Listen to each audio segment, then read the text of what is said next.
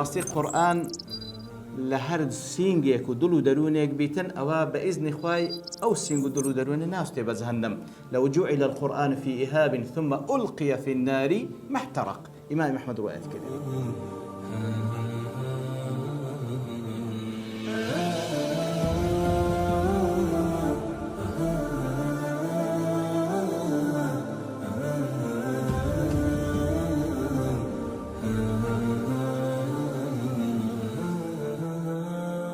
پرسیارێک پێش پرسیارە ئەساسیەکان لە وڵاتی ئێمە سەرکردە لە دایک دەبێ یان دروست دەکرێت؟ فەرماوە لە دایک دەبێت. لە وڵاتی ئێمە سەرکردە لە دایک دەبێت، یان هیچ سەرکردەیەک نییە کەوا لە دایک نەبووە؟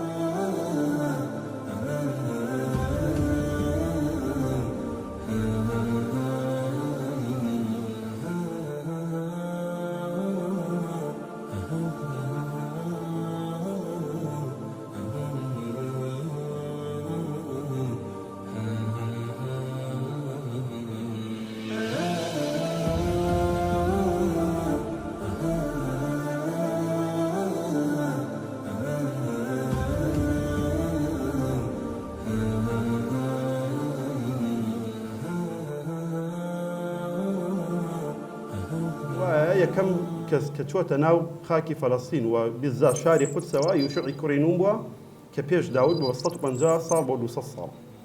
یعنی ئەم ڕیوایەتەی ئێمە زیاتر لە ساڵحی ئەوانە.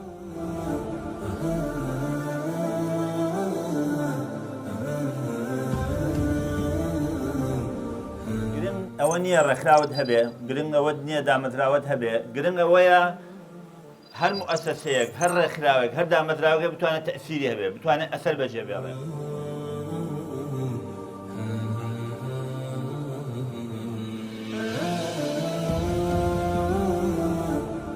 ناکرێ ئێمە تەنها خەریکی قورئان بین، چەند حافظمان هەیە، چەند قورئانمان لەبەر کردووە، چەندمان قیرائاتە زانێ، چەندمان ختممان کردووە، چەند ناومان لەبەردەسایە، ئەبێ بڵین چەند فیگەر و چەند عومەر و ئەبوبەکرمان پەروەردە کردووە. ئەمە گرنگە بەلای ئێمەوە. ئەم گۆڕانکاریە چییە کە لەوانە هەبوو لە ئێمەیان نییە و ئەمانەیە دروستیکەین؟ وی ئەگەر گۆڕانکاریەکان نەگاتە دڵ وإذا تليت عليهم آياته زادتهم إيمانا وعلى ربهم يتوكلون. أم خيوتجي كيستاكنا جلاوة أما سنتك في غمر إخوة صلى الله عليه وسلم. الصلاة خير من النوم. الصلاة خير من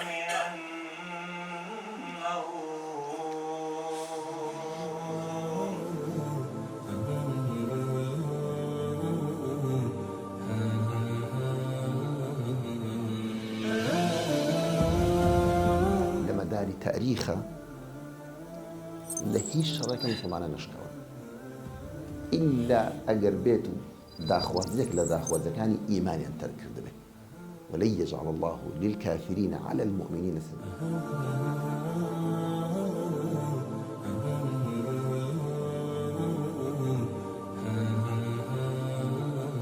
بەردەوامیەت بەرەنجامی کاری دامەزراوەیە.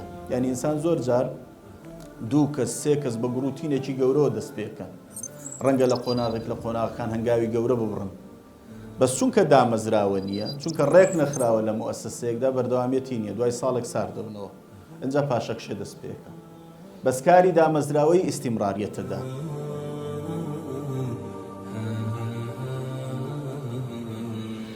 کامەدەی ئامانز دەنووسین نابی ئامانزەمەکەمان گشتی بی. بۆ نمونە دەرێن کاکەمە خوڵێکی پێگەاندە لە بۆ مامۆستایان دەکەینەوە، ئەو بابەتێکی چییە؟ ڕوو نییە، دیار نییە.